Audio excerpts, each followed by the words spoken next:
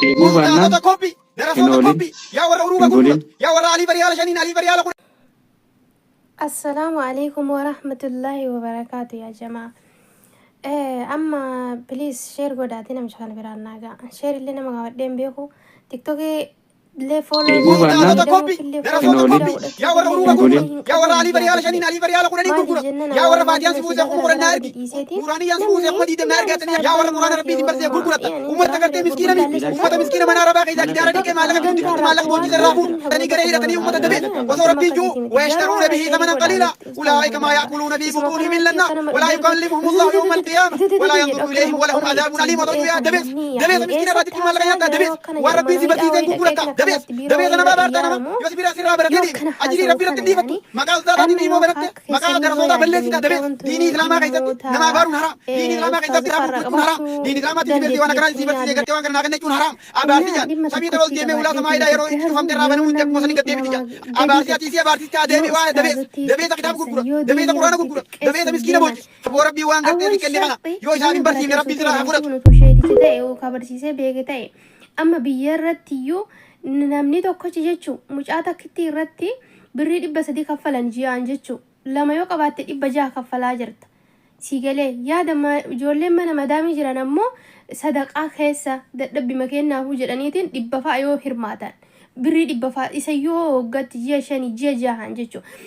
yaa mata kafee yaa mata maali wallaahi nama dabbara dhugaa rabbi bismillahir rahmaanir rahiim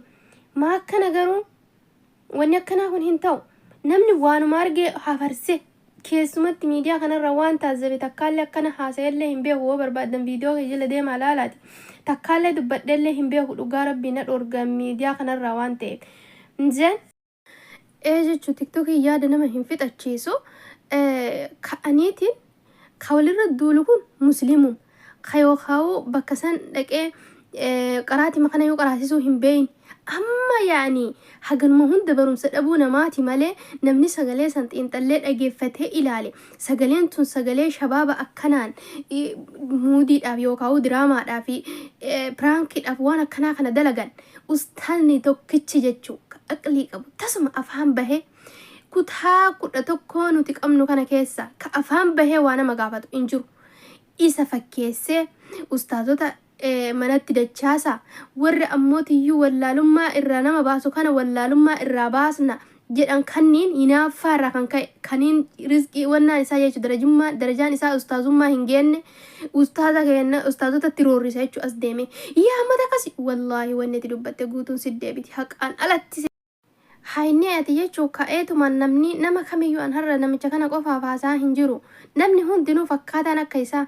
kawaayee ustaazota haasoftan nuti tiktokii isiniif dhiibneerra nuti tiktokii irraa dhimma hin qabnu nuti tiktokii hin laallus yeroo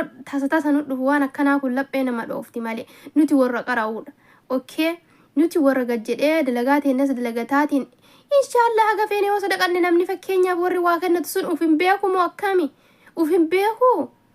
yeroo akti akkana irraa naa dubbadhu siin jedheera maal goota isarraa maayesita dhiixa kanarraayis maasita dhiixa achi hoo kaate ammootiyyuu